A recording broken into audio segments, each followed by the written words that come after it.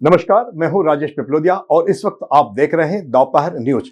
लगातार नई और ताजा जानकारियों के लिए हमारे चैनल को आप सबसे पहले सब्सक्राइब कर लीजिए पेश है एक खास खबर। इंदौर में 11 जुलाई को आयोजित होने वाला मध्य प्रदेश ग्रोथ कॉन्क्लेव 2025 नगरीय विकास में निवेश को बढ़ावा देने के लिए एक महत्वपूर्ण पहल है। यहां कॉन्क्लेव शहरी विकास, इंफ्रास्ट्रक्चर, उद्योग, होटल, पर्यटन, रियल एस्टेट और अन्य क्षेत्रों में निवेश को आकर्षित करने के लिए एक मंच प्रदान करेगा। प्रदेश के मुख्यमंत्री मोहन यादव कल होंगे इस समिट में शामिल। इस कॉन्क्लेव का मुख्य थीम होगा next horizon, building cities of tomorrow, जो भविष्य को स्मार्ट और समृद्ध शहरों के विकास पर केंद्रित होगा। यहाँ बात आयोजकों के द्वारा कही जा रही है। इसके पहले जो है मेट्रो की पॉसिबिलिटी है उज्जैन के लिए इंदौर से, ऐसा कुछ जो कि लगातार नहीं। देखिए अभी क्योंकि मेट्रो का विषय है तो अगर मैं डिटेल में नहीं बता पाऊंगा, बट उन्होंने कुछ प्लानिंग की है और वो प्लानिंग में अभी थोड़ा समय लगेगा, तो let us see how we can do it. But हाँ, होना है। इनफैक्ट आपका जो है पीथमपुर का भी लाइन है, that is more viable, also more important, और उज्जैन का भी लाइन है, संजय जी प्लानिंग का पार्ट है। संजय जी, इंदौर, उज्जैन और ओंकारेश्वर इसमें जो ट्रेंगल एक बनना था पूरा, इसमें क्या प्रगति?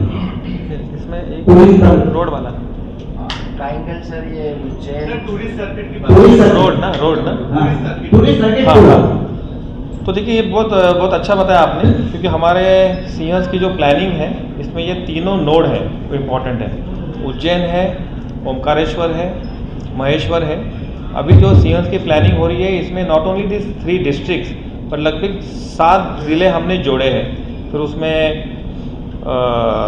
रतलाम भी है और बाकी ज़िले भी है, देवास भी है। तो इन तीनों में बेसिकली जो बेसिक सुविधाएं हैं उसके साथ साथ सबसे इम्पॉर्टेंट है कनेक्टिविटी। जैसे आपको पता है कि इंदौर ले लें हम लोग। इंदौर में पूरा एक ग्रीनफील्ड नेटवर्क रिंग रोड बन रहा है 160 किलोमीटर का, जो लगभग 5-6 हज़ार करोड़ का है। और जो 2 पैकेजेस बन रहे हैं NHI के, पूरा गुजरात का और महाराष्ट्र का ट्रैफिक, अब जब हम तीनों की बात कर रहे हैं तो हमें बताना पड़ेगा कि जो ट्रैफिक अंदर आया ही नहीं वो बाहर से चला जाए।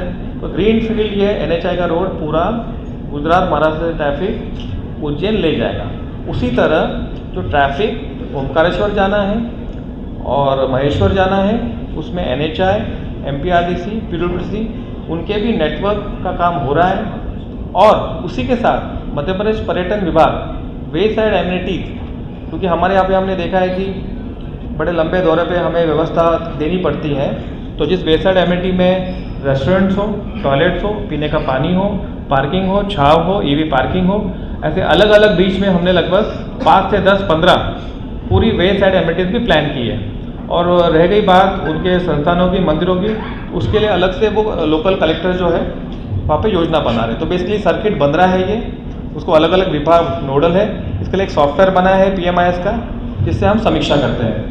सर, इंदौर में जब भी इन्वेस्टर समिट होती है या ग्रोथ कॉन्क्लेव जैसे कार्यक्रम होते हैं, तो जो कलाकार जो आते हैं इंदौर के, वो आप लोगों के साथ फर्जी एग्रीमेंट कर लेते हैं, गलत जानकारियों के आधार पर धोखे से एग्रीमेंट हो जाते हैं और वही फर्जी आंकड़े सरकार प्राप्त करके पब्लिसिटी करती है।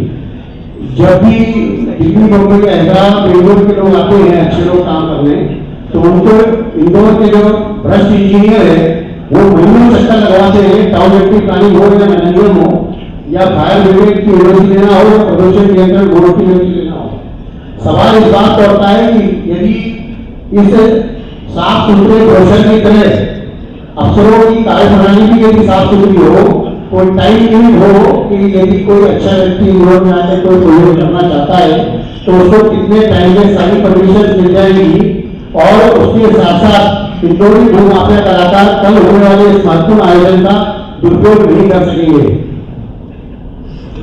देखिए ऐसा है कि हमने लगभग जो पहली बार लोग आ रहे हैं, बहुत सारे लोग पहली बार बाहर से आ रहे हैं, और ये हमने जो सूची बनाई है वो कॉन्क्रीट कमिटमेंट है जो हो रहा है और होगा। इसी तरह हमने उसे हम एक्चुअली आंकड़ों में नहीं गए हैं, तो नंबर्स हैं और जो फिगर है अभी हमारा जो औद्योगिक विभाग है वो कंपाइल कर रहा है, IDA कंपाइल कर रहा है। इसमें लेटर ऑफ इंटेंट भी दे दिए। हम उसकी बात करेंगे जहाँ पे हमने कमिटमेंट दे दिया है, हम कॉन्क्रीट लेवल पे काम करेंगे। और दूसरी बात जो है जहाँ पे हम लोग कहते हैं कि हम ईज़ ऑफ डूइंग और सिंगल विंडो नहीं दे पाते हैं, देरी होती है, ये सही है। इसमें गलती अगर है तो कार्रवाई होगी और हम पूरा देखेंगे कि सभी विभाग, क्योंकि आपने जैसे बताया फायर एनर्जी की बात है, या बिल्डिंग परमिशन की बात है या पोल्यूशन कंट्रोल की बात है, तो अलग अलग विषय आते हैं। इसमें देखा जाएगा कि कैसे इसको सही किया जाए। और हमने जैसे क्रेडाई के लोग हैं उनके साथ भी पहले ही मीटिंग कर ली थी। क्रेडाई के साथ लगभग हमारी 3 से 4 मीटिंग हुई, जिसमें बिल्डर्स भी है, होटल के लोग भी है और उनके एसोसिएशन के भी लोग आ रहे हैं। उन्होंने भी हमें बहुत सारा कुछ बताया है। तो हमारा प्रयास पूरा रहेगा कि सबसे पहले हम इसको सॉल्व करें, जहाँ पे नियम है उसको अमेंड करें और अगर कोई गलती करता है तो उस पर सख्ती से कार्रवाई करें।